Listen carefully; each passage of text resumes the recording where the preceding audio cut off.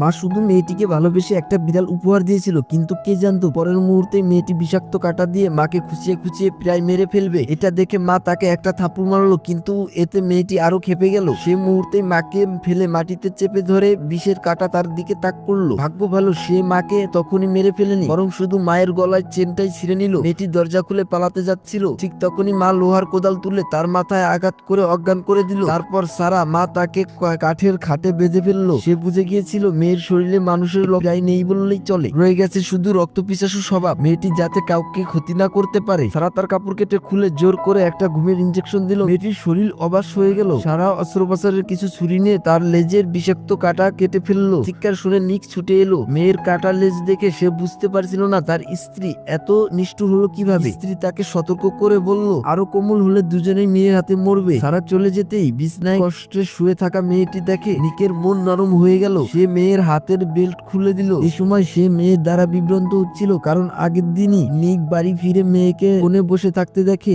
মেয়ে তার সামনে নিষ্পাপ মুখ করে তাকিয়েছিল। মেয়ের কষ্টের মুখ দেখে নিক তার জন্য কিছু করতে চেয়েছিল। সে তাই ডিস্ক প্লেয়ারের গান চালালো। সুর বাজাতে মেয়ে উত্তেজিত হয়ে নাচতে গেল। নিকও তার সঙ্গে নাচলো। ধীরে ধীরে নিক মেয়ের মোহে পড়ে যাচ্ছিল, তবে সে আবার নিজেকে সামলে নেয়, কারণ মেয়ের শরীরে সারার নিজ কোষ মিশানো ছিল। তাই মেয়ের হাসি, চোখ, মুখ সারার মতোই। এ কথা শুনে সারা বিপদের কথা বুঝলো। মেয়েকে ধরতে সারা তার প্রিয় বিড়ালটাকে নিয়ে এলো, কিন্তু মেয়েটি সারার শরীরে থাকা বিপদের গন্ধ টের পেয়ে গেল। এভাবেই শুরুর ঘটনাটা ঘটলো। কাটা হারানোর পর মেয়ে শান্ত হওয়ার বদলে আরো অনিয়ন্ত্রিত হয়ে গেল। এমনকি সে বুঝতে পারলো নিক তার ক্যামেরায় নজর রাখছে। পরের দিন নিক ঘরে ঢুকতেই মেয়ে তার পিছনে এসে দাঁড়ালো আর ডানা মেলে নিককে কামড়ে দিল। নিক ভয় পেয়ে গেল। সে বলল এটা ভুল, কিন্তু মেয়ের আকর্ষণীয় চেহারা দেখে তার মনে ভুল চিন্তাও জেগে উঠলো। স্ত্রী বাড়ি না থাকার সুযোগ নিক ও মেয়ের মধ্যে অবর্ণনীয় ঘটনা ঘটে গেল। এই দৃশ্য ঠিক তখনই সারা দেখে ফেললো। সে বিশ্বাসই